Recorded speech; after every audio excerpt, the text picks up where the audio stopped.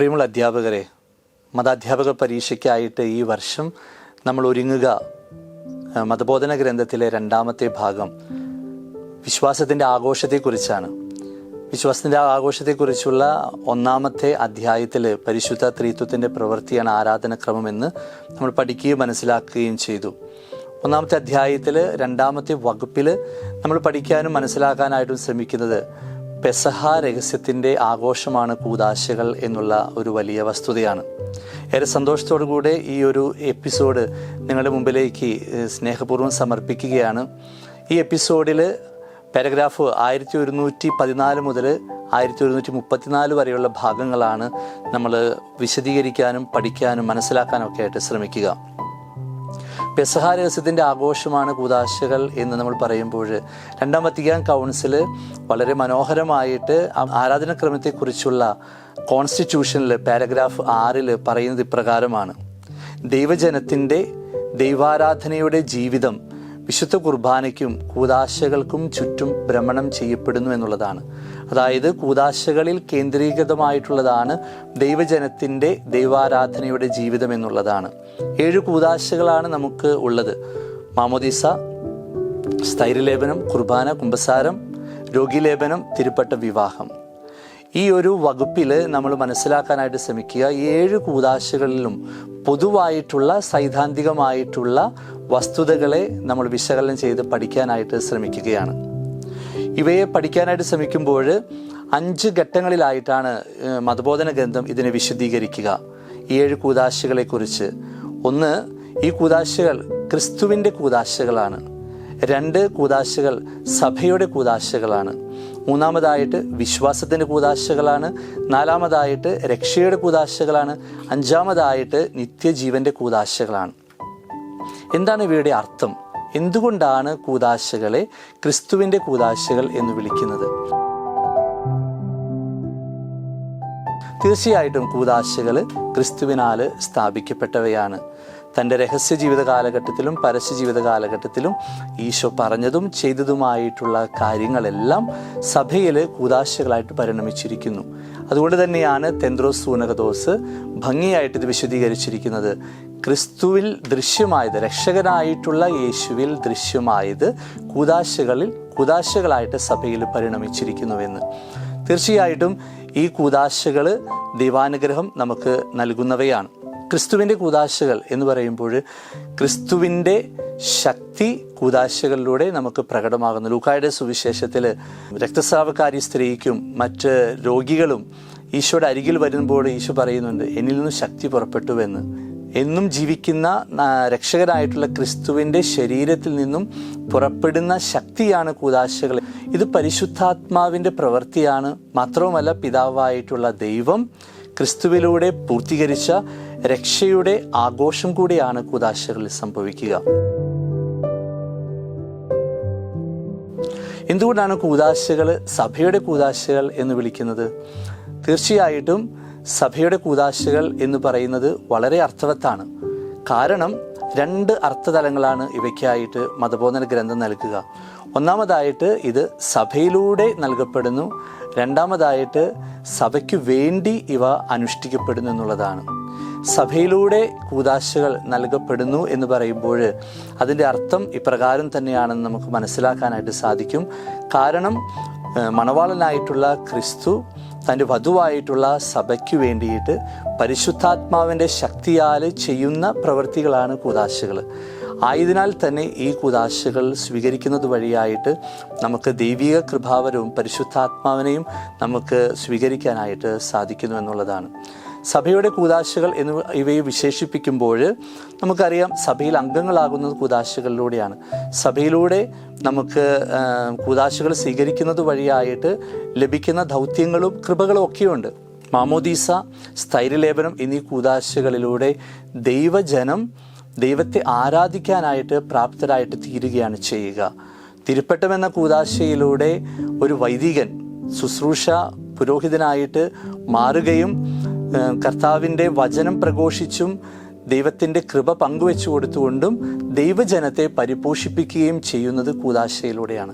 അതുകൊണ്ട് ഈ 3 കൂദാശകൾ, മാമോദീസായും സ്ഥൈര്യലേപനവും തിരുപ്പട്ടവും സഭയിലെ വളരെ പ്രധാനപ്പെട്ട കൂദാശകളാണ്. ഈ കൂദാശകളിലൂടെ മറ്റുള്ള കൂദാശകളിൽ വ്യത്യസ്തമായിട്ട് ഒരിക്കലും മായാത്ത ഒരു മുദ്ര അത് സ്വീകരിക്കുന്ന വ്യക്തികളിൽ നൽകപ്പെടുന്നു എന്നുള്ളതാണ് മതബോധന ഗ്രന്ഥം നമ്മളെ പഠിപ്പിക്കുക. ഈ കൂദാശകൾ സ്വീകരിക്കുന്നത് വഴിയായിട്ട് ക്രിസ്തുവിൻ്റെ പൗരോഹിത്യത്തിൽ പങ്കുചേരുകയാണ് ചെയ്യുക. ക്രിസ്തുവിൻ്റെ പൗരോഹിത്യത്തിൽ പങ്കുചേരുമ്പോൾ ക്രിസ്തു ചെയ്തിരുന്ന ആ ദൗത്യങ്ങൾ കൂടെ ഈ കൂദാശകൾ സ്വീകരിക്കുന്ന ദൈവജനം ഏറ്റെടുക്കുകയാണ് ചെയ്യുക. ഈശോയുടെ പുരോഹിത ദൗത്യം ഇതിലൂടെ ഈ കൂദാശകൾ സ്വീകരിക്കുന്നത് വഴിയായിട്ട് ദൈവജനം സ്വീകരിക്കുകയാണ്.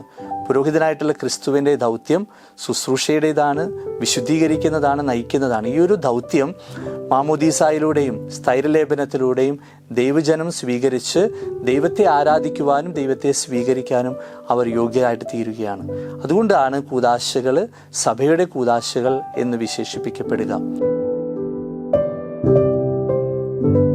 മൂന്നാമതായിട്ട് നമുക്ക് മനസ്സിലാക്കാനായിട്ട് ശ്രദ്ധിക്കേണ്ടത് എന്തുകൊണ്ട് കൂദാശകൾ വിശ്വാസത്തിൻ്റെ കൂദാശകൾ എന്ന് വിളിക്കപ്പെടുന്നു എന്നുള്ളതാണ്. എന്തുകൊണ്ടാണ് കൂദാശകൾ വിശ്വാസത്തിൻ്റെ കൂദാശകൾ എന്ന് വിളിക്കപ്പെടുന്നത്? വിശ്വാസത്തിൻ്റെ കൂദാശകളാണ് കൂദാശകളെല്ലാം തന്നെ. കാരണം കൂദാശകളുടെ ലക്ഷ്യം എന്ന് പറഞ്ഞു കഴിഞ്ഞാൽ ദൈവജനത്തെ വിശുദ്ധീകരിക്കുക, സഭയെ പടുത്തുയർത്തുക, അതോടൊപ്പം തന്നെ സർവോപരി ദൈവത്തെ ആരാധിക്കുക എന്നുള്ളതാണ്. ഈ 3 ലക്ഷ്യങ്ങൾ കൂദാശകളിലൂടെ പൂർത്തിയാക്കപ്പെടുകയാണ് ചെയ്യുക. 3 കാര്യങ്ങളാണ് സംഭവിക്കുക. ഒന്ന്, ദൈവജനം കൂദാശകൾ സ്വീകരിക്കുന്നത് വഴിയായിട്ട് ത്രിത്വൈക ദൈവത്തിൻ്റെ നാമത്തിൽ അവർ വിശുദ്ധീകരിക്കപ്പെടുന്നു. അതുപോലെ തന്നെ കൂദാശകൾ സ്വീകരിക്കുന്നത് വഴിയായിട്ട് അത് ജീവിക്കുന്നത് വഴിയായിട്ട് അവർ സഭയെ വളർത്തുന്നു, പടുത്തുയർത്തുന്നു.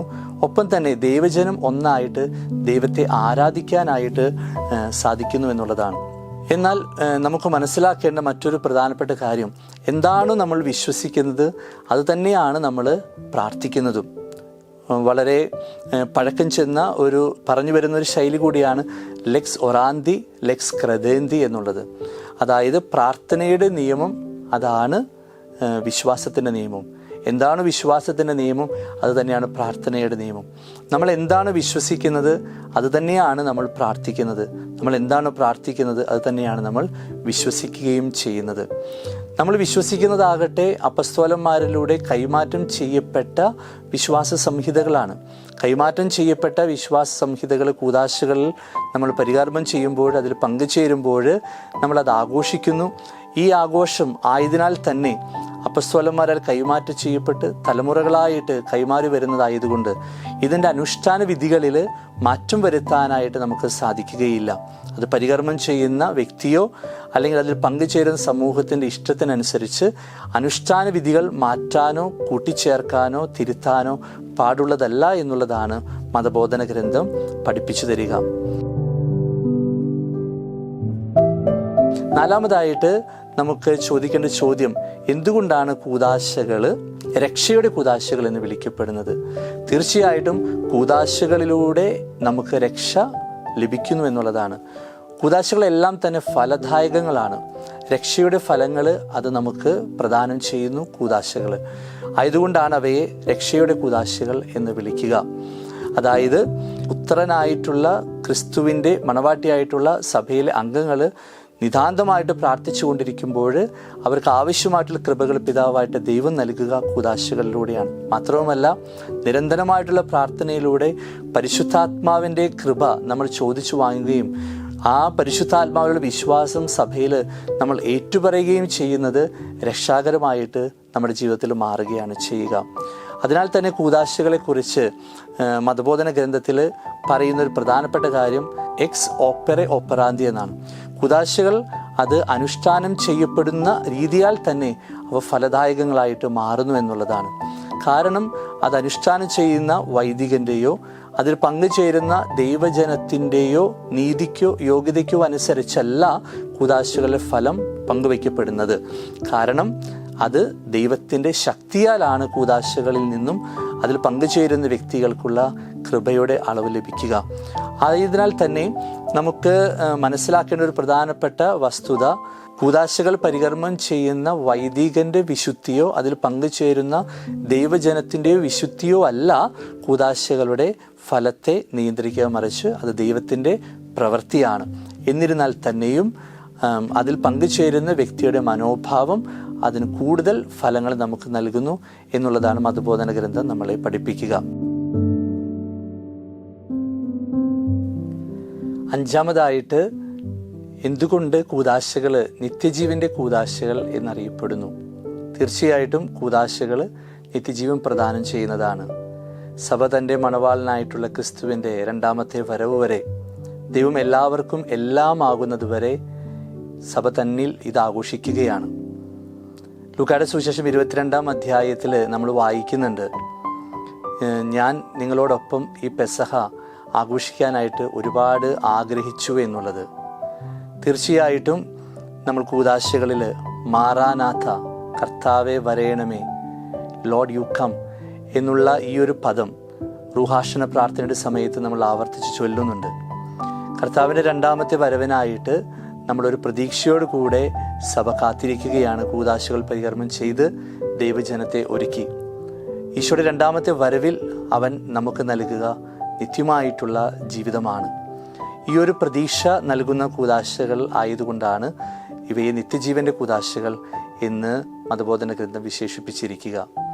പ്രിയമുള്ളവരെ, ഈ ഒരു എപ്പിസോഡിലൂടെ നമ്മൾ അറിയാനും മനസ്സിലാക്കാനും പഠിക്കാനും ശ്രമിച്ചവ കൂദാശകളിലൂടെ, പെസഹ രഹസ്യത്തിൻ്റെ ആഘോഷമായിട്ടുള്ള കൂദാശകളിലൂടെ ദൈവജനത്തിന് ലഭിക്കുന്ന കൃപകളെയും അതിലൂടെ സംയുക്തമാകുന്ന, നമുക്ക് സംലഭ്യമാകുന്ന ദൈവാനുഗ്രഹത്തെയും നിത്യജീവിതത്തെയും കുറിച്ചാണ്. കൂദാശകൾ ക്രിസ്തുവിനാൽ സ്ഥാപിക്കപ്പെട്ടവയാണ്. ത്രിത്വൈക നാമത്തിൽ അവ നൽകപ്പെടുന്നവയാണ്. പരിശുദ്ധാത്മാവിനെ അയച്ച് ക്രിസ്തു സഭയിൽ, തൻ്റെ വധുവായിട്ടുള്ള സഭയിൽ വരനായിട്ടുള്ള ക്രിസ്തു ചെയ്യുന്ന വിശുദ്ധമായിട്ടുള്ള പ്രവൃത്തിയാണ് കൂദാശകൾ. ഈ കൂദാശകൾ പരികർമ്മം ചെയ്യപ്പെടുമ്പോൾ ദൈവാനുഗ്രഹം നമുക്ക് ലഭിക്കുന്നു, സഭയോടൊപ്പം നമ്മൾ വളരുന്നു, ദൈവത്തെ നമ്മൾ ഒന്നു ചേർന്ന് ആരാധിക്കാനായിട്ട് സാധിക്കുന്നു. ദൈവത്തെ ആരാധിക്കുമ്പോൾ ലഭിക്കുന്ന കൃപകൾ ദൈവം തന്നെ നമുക്ക് ലഭ്യമാക്കി തരുന്നവയാണ്. അതിൽ പങ്കുചേരുന്ന വ്യക്തികളുടെ യോഗ്യതകളെക്കാളും അതൊക്കെ പരികർമ്മം ചെയ്യുന്ന പുരോഹിതൻ്റെ വിശുദ്ധിയേക്കാളും ഒക്കെ ദൈവം ചെയ്യുന്ന പ്രവൃത്തികളായതുകൊണ്ട് അതിൽ പങ്കുചേരുന്ന നമുക്കുണ്ടായിരിക്കുന്ന മനോഭാവം അതിൻ്റെ ഫലം കൂടുതൽ ഇരട്ടിയുള്ളതാക്കി മാറ്റും. നമുക്ക് ദൈവാനുഗ്രഹം ഇതിലൂടെ ലഭിക്കാനായിട്ട് സാധിക്കട്ടെ എന്ന് ആശംസിച്ചുകൊണ്ട് എല്ലാവർക്കും നല്ല വിജയാശംസകൾ.